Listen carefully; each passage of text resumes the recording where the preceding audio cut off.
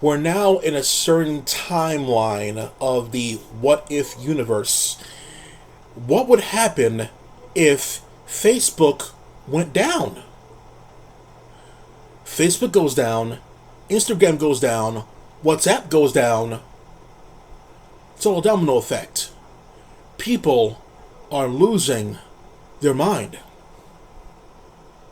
No matter how many times the millennials like to talk about it, Facebook is still a thing. Oh, you're still on Facebook? I can't go on Facebook.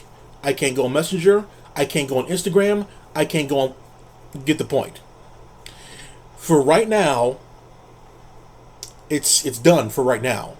Yesterday on 60 Minutes, a certain person whistleblowed on Facebook and essentially said that Facebook has been prioritizing profits over people. And there was a particular incident that, like the What If Show, changed the course of history. After the election, they turned off the safety mode.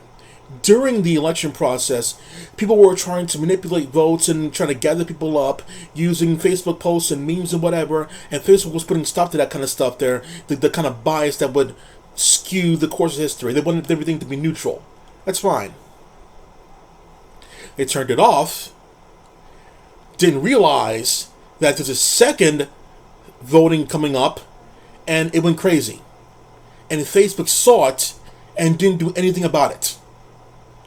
There was a whole bunch of, the ex-blacks from the South, you know what I'm saying? And there was a lot of, bullets for ballot kind of stuff there. Really nasty stuff. And Facebook didn't do anything about that. Because the hate was driving people to the sites. And that's the issue. And the woman in the video for 60 Minutes, she had proof that Facebook didn't care because the hate was driving profits. Now, why Facebook is down now, as of this recording, let me just do the check ski right now, okay? As of it's right now, it's, still down right now. As it's down right now, I have no idea how this kind of stuff happens. Does overall seer, the one above all, King the Conqueror, whatever you want to call him, the overseer of the whole internet, saw that Facebook's doing a naughty and took away Facebook and Instagram. So from that thing last night to now is not a coincidence, because Facebook's been up for a whole bunch of stuff. They've had child pornography on their site there, and they were pretty much up there in a couple minutes later. And other malicious things. But this one, I never seen Facebook down this long, especially everything connected with Facebook. We all know that Mike Zuckerberg, or is it Mark Zuckerberg? Yeah, Mark Zuckerberg, is not exactly the nicest guy in the world. But myself, he's a billionaire. Billionaire acts how billionaires are. I know a couple of rich people. And they just act how regular people do, but without a care in the world, essentially. So, as long as they're not hurting me or whatever, I can ignore their posts, their ads or whatever. I can ignore that stuff all day. It's not intrusive to me at all.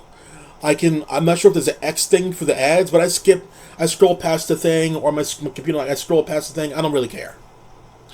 So the ads don't really bother me. I see them on Instagram more often. I just scroll. I don't care. Maybe it affects me. There was a time when an ad actually did affect me to actually buy something because it was a good sale.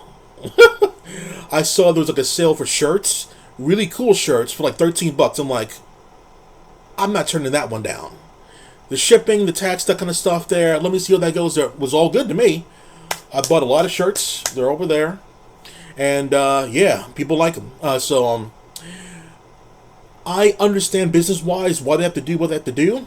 But morally, sometimes you got to do what's best for the people and your image over business for the long term. And they didn't. And they ignored it for all this time. And several months after the fact, now the whistle is being blown on Facebook. Now, recently, on Dark Side of the Ring, the first episode of this season, Tommy Dreamer got canceled because he had an opinion on a sexual assault that happened 20 years ago. And he lost not one, but 2 jobs. He has 3 people to care for. 2 daughters and a wife. And he lost both his jobs because of an opinion. I don't know if he's going to come back anytime soon, but he should, because your time out in the corner should have been over by now.